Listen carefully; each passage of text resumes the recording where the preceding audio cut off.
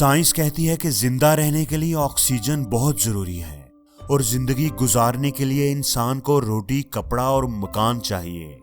लेकिन आज के दौर में जिंदा रहने और जिंदगी गुजारने के लिए जो सबसे जरूरी चीज है वो है मोबाइल फोन। हम इसके इतने आदी हो चुके हैं कि इसके बगैर जिंदगी का तसव्वुर भी नहीं कर सकते। ये हमारी मजबूरी बन चुका है, इसके बगैर हम किसी काम के नहीं।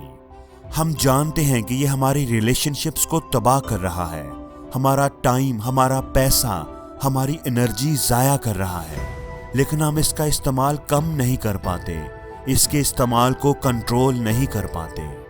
उसकी वजह यह है कि सोशल मीडिया कंपनीज ऐसे लोगों को हायर करती हैं जो अटेंशन इंजीनियर्स होते हैं, जो लोगों की तवज्जो हासिल करने में एक्सपर्ट होते हैं, और उनकी ये कोशिश होती है कि वो लोगों को ज़्यादा से ज़्यादा इन एप्लीकेशन से एडिक्टिव कर सकें।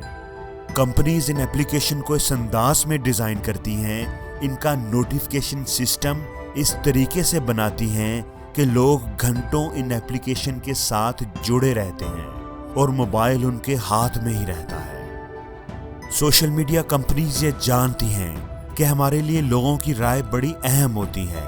जब भी हम कोई स्टेटस या प्रोफाइल पिक्चर अपडेट करते हैं तो अनकॉन्शियसली हम इस इंतजार में रहते हैं कि कितने लोग हमारी पिक्चर को लाइक करेंगे, हमें कितनी लाइक्स मिलेंगी। और जैसे ही हमें कोई लाइक मिलती है तो फेसबुक हमें मैसेज करती है कि you have a new like, और ये चीज़ हमें खुशी देती है।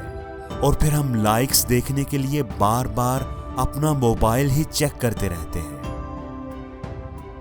दोस्तों, जब आप मोबाइल यूज करते हैं, सोशल मीडिया यूज करते हैं, तो आपके ब्रेन से एक केमिकल रिलीज होता है जिसका नाम डोपामिन है। इस हार्मोन को फील गुड हार्मोन कहते हैं। एक स्टडी के मुताबिक ये वही केमिकल है जो तब रिलीज होता है जब लोग ड्रिंक करते हैं, स्मोकिंग करते हैं या इसी तरह का कोई नशावर काम करते हैं। इसका मतलब ये है कि हम मोबाइल के साथ भी वैसे ही एडिक्टिव हो रहे हैं जैसे किसी नशावर चीज के साथ।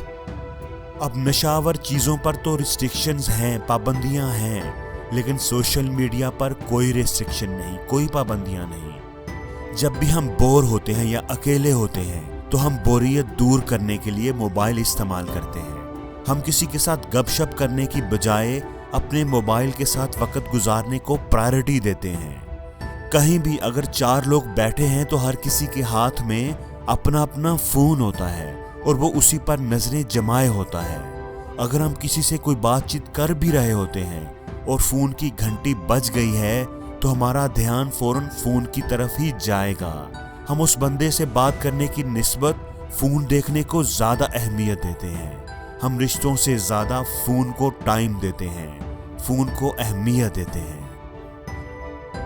दोस्तों, ये एक फैक्ट है कि सोशल मीडिया पर लोग अपने आप को जिस तरह प्रेजेंट करते हैं वैसे वो रियल लाइफ में नहीं होते।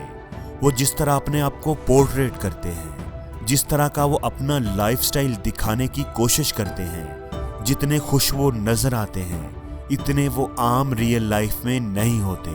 वो अपनी पिक्चर्स को मॉडिफाई करते हैं, एडिट करते हैं, खुश नजर आने की कोशिश करते हैं।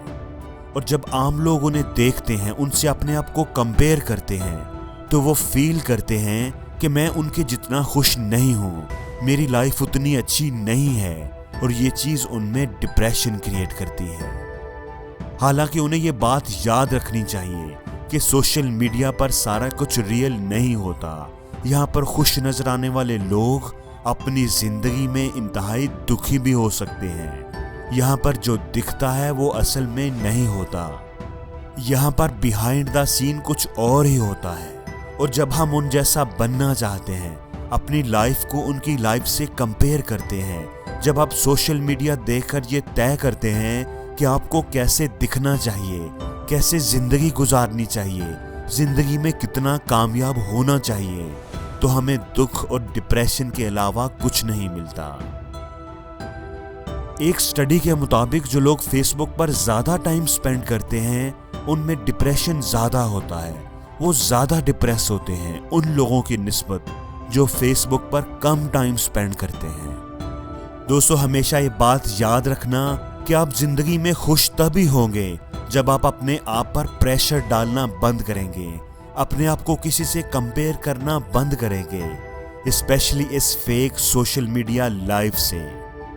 दोस्तों, अगर आप इस वीडियो में की गई बातों से एग्री करते हैं, अगर आपको इस वीडियो में की गई बातों में से कोई बात अच्छी लगी है, तो प्लीज़ इस वीडियो को शेयर करें ताकि वो अच्छी बात आपके दोस्तों तक भी पहुंच सके।